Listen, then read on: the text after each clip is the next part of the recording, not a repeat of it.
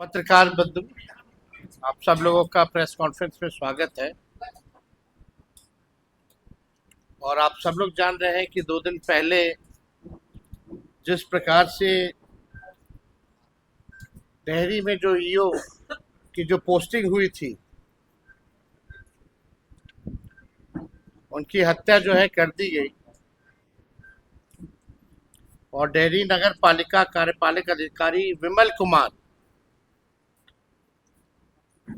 जी की जो हत्या की गई, परसों हम उनके परिजनों से भी हमारी मुलाकात हुई थी।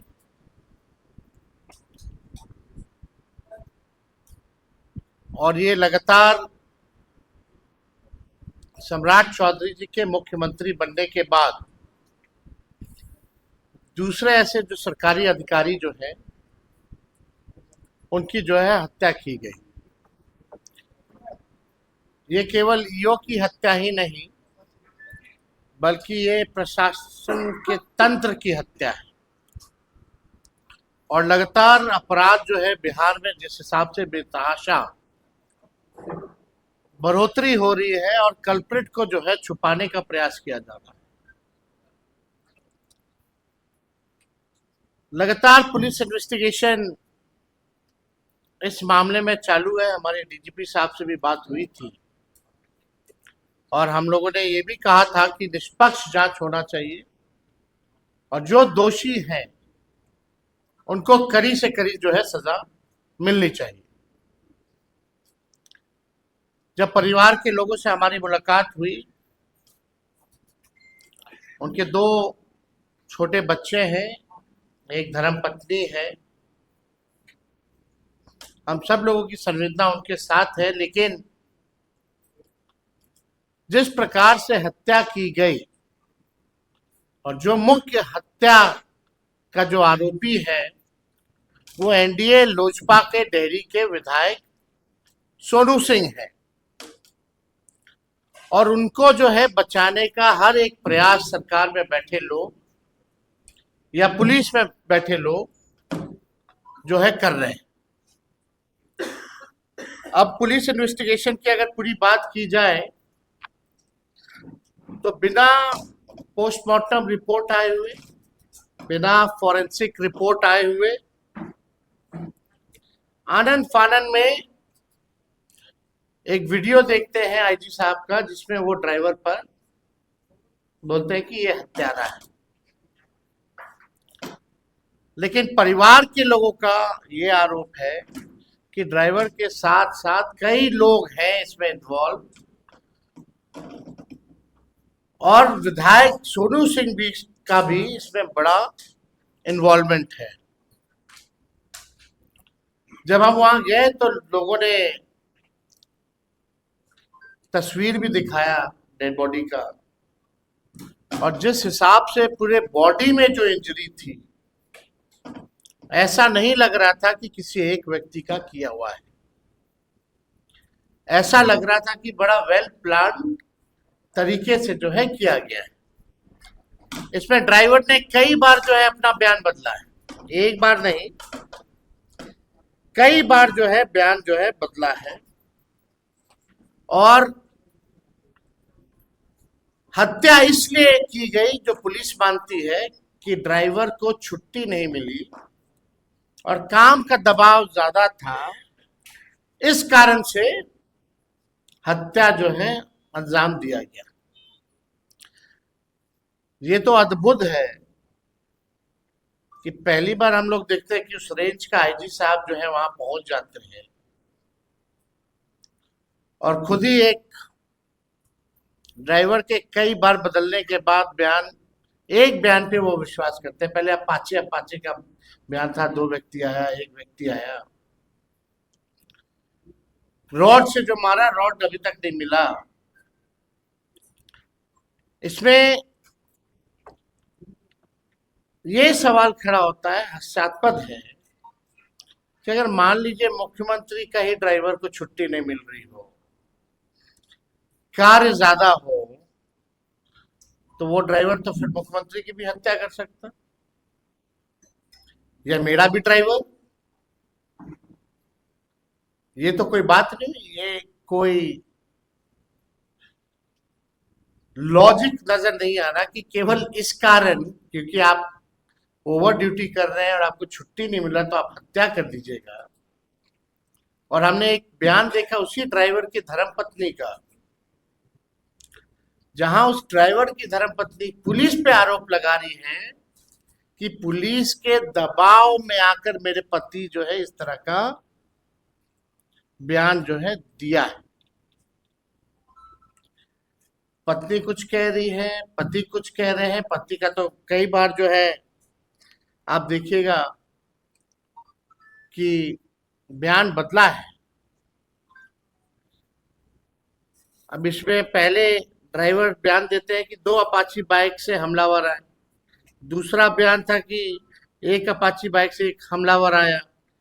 तीसरा बयान में खुद ही कहते हैं कि हम ही जो है हत्या जो है किए।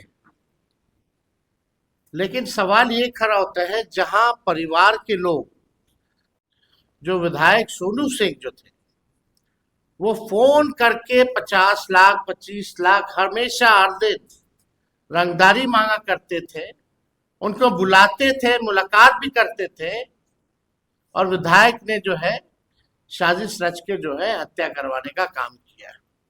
इस एंगल से पुलिस क्यों नहीं देख रही है? जब भी कोई इन्वेस्टिगेशन होता है तो सार्वजनिक तो करना ही नहीं चाहिए। और पुलिस का एक एसओपी है जब इन्वेस्टिगेशन का, उसमें हर एंगल जो है तलाशा जाता है।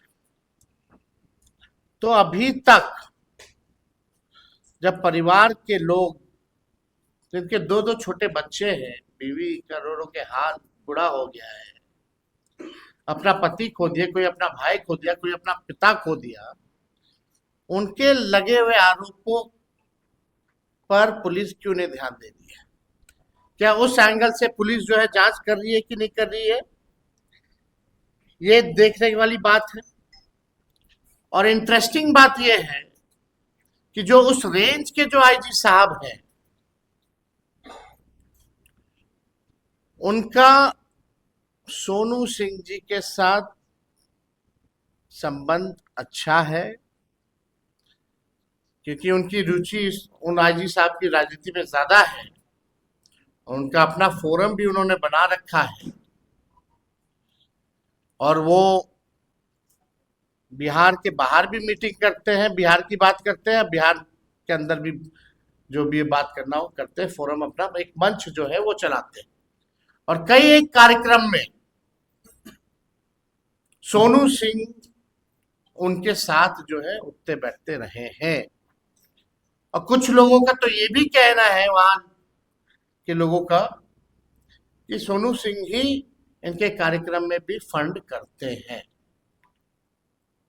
अब ये तो जांच इन्वेस्टिगेशन का मामला है कि पुलिस जो है इस विषय पे क्या जांच कर रही है। और जो आईजी साहब है वो ऑलरेडी डिप्टी सीएम के रिश्तेदार भी हैं, ये किसी से छुपा नहीं है। क्या मुख्यमंत्री और 2-2 उप मुख्यमंत्री, क्या उनके कहने पे एनडीए के जो विधायक है सोनू सिंह, क्या उनको जो है बचाने का काम किया जा रहा है?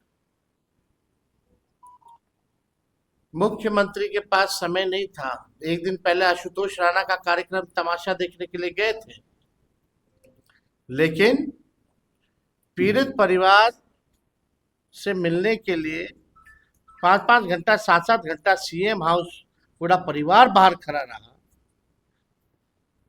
और जो कि सरकारी अधिकारी है उनसे मुलाकात मुख्यमंत्री की नहीं हो पाई। और उनके साथ कई सरकारी अधिकारी थे। जब मुख्यमंत्री सरकारी अधिकारी और उनके परिवार से नहीं मिल सकते हैं, और ड्रामा देखने के लिए वो वहां गए थे, उनके लिए समय है ड्रामा देखने के लिए, लेकिन पीड़ितों से मिलने का समय नहीं। सवाल ये खड़ा होता है कि जब बिहार का सरकारी अधिकारी सुरक्षित नहीं है, 150 दिन के अंदर लगातार जो है 2 बड़े अधिकारियों की हत्या हो जाती है, और प्रशासन जो है मौन है, चुप है, सीएम पता नहीं किसको पाताल में ढूंढने की बात करते हैं, किसको एनकाउंटर कराने की बात करते हैं, केवल सेलेक्टेड। अब सवाल ये खड़ा होता है, क्या मुख्यमंत्री इस विधायक का एनकाउंटर कराएंगे कि नहीं कराएंगे?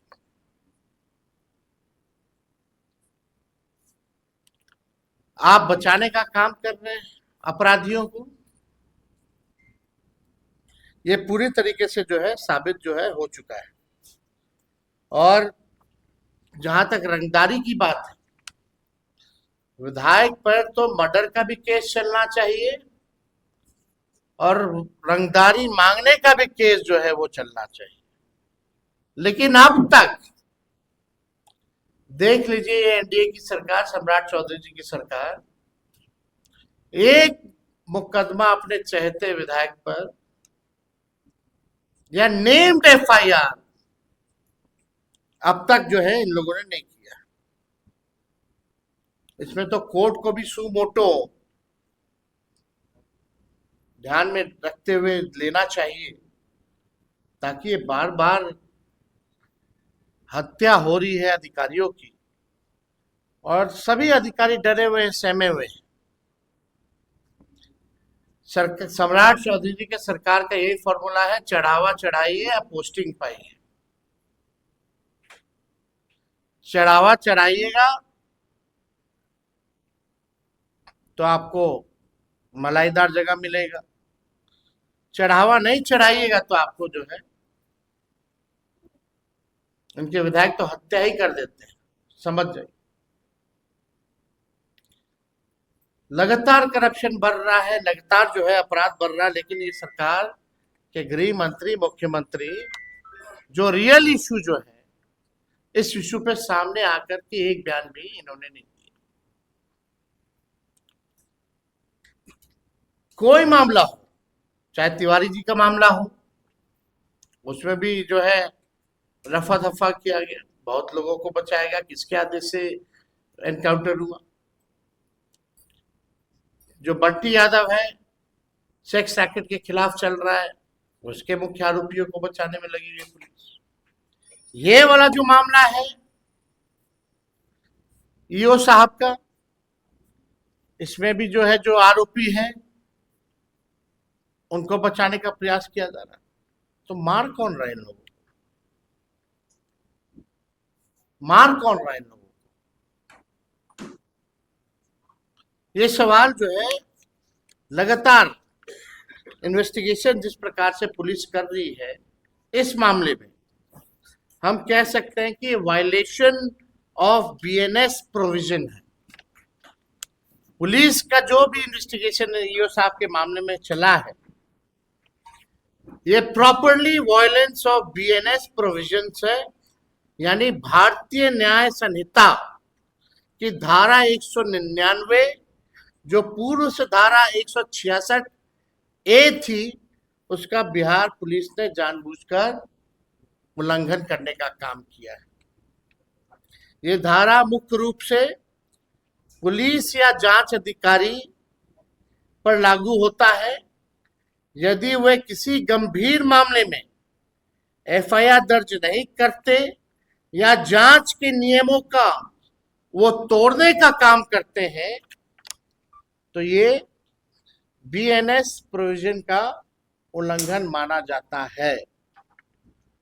और इसमें हम लोग कई बार देख रहे हैं बीएनएस प्रोविजन का उल्लंघन हुआ है, जिस हिसाब से आईजी साहब का स्टेटमेंट हो। और एक वीडियो और देखिएगा जहां ड्राइवर से ही बुलवाया जा रहा है, मीडिया ट्रायल करवाया जा रहा है,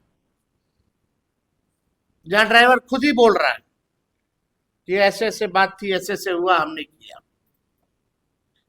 ये प्रॉपरली वेल स्क्रिप्टेड है, जानबूझ करके ये तोड़ा जा रहा है, ताकि जो दोषी जो विधायक है, जो रंगदारी वसूली करता था, उसको बचाने का ये प्रयास ये सरकार जो है कर रही है। अब ये पुलिस के लोगों को या खास तौर पे गृह मंत्री जी को आकर के, मुख्यमंत्री जी को आके बोलना चाहिए कि बीएनएस का उल्लंघन है कि नहीं है, और क्यों दोषियों को बचाया जा रहा है, क्यों नहीं जो परिजन जिस एंगल से कह रहे हैं, जो आरोप लगाए, उस एंगल से जांच पुलिस क्यों नहीं कर रही है? ये पहले से ही स्टेटमेंट देना एक इन्वेस्टिगेशन ऑफिसर के लिए, एक पुलिस के लिए कितना गैर जिम्मेदाराना है। इससे साफ पता चलता है कि वो अपना प्रोविजन को ही तोड़ रहे हैं, तो जांच क्या कर रहा है? यानी जांच को गुमराह किया जा रहा है। तो इसमें हम सब लोग जो है लगातार, परिवार के लोगों की मांग भी थी, और एक नेता विरोधी दल होने के नाते उन लोगों ने भी हमसे बोला है कि आवाज उठाने। दो बच्चे हैं उनके। पहला तो अभी तक उनके परिवार को कोई सिक्योरिटी जो है नहीं दी गई। कम से कम सुरक्षा जो है उनके परिवार के लोगों को देना चाहिए। साथ ही साथ उनकी धर्मपत्नी को एक सरकारी नौकरी जो है वो देना चाहिए, ताकि अपने बच्चों का पालन पोषण जो है वो आगे चल के अच्छे से कराए। और यही नहीं, आगे जो भी ईमानदार अधिकारी हैं या जो भी अधिकारी हैं, उनकी सुरक्षा की भी रिस्पॉन्सिबिलिटी सरकार को होती है। तो ऐसे ऐसे अधिकारियों को भी जो है सुरक्षा देनी चाहिए, क्योंकि जिस हिसाब से लगातार दो हत्याएं हो गई हैं, सारे अधिकारी जो है डरे हुए हैं, सहमे हुए हैं कि कभी भी सत्ता दल का विधायक जो है या इनके सरकार में बैठे लोग कभी भी रंगदारी वसूली मांग सकते हैं, ना देने पर उनकी जान ले सकते हैं। तो हम लोगों का यही बात है कि भाई मुख्यमंत्री जो कहते हैं कि भाई हम पताल से ढूंढ के ले आएंगे, ये कर देंगे, वो कर देंगे, पूरी तरीके से इनकी सरकार लॉ एंड ऑर्डर के मामले में अगर कहा जाए तो फेल हो चुकी है। और सम्राट चौधरी जी से बिहार संभल नहीं रहा है। इसमें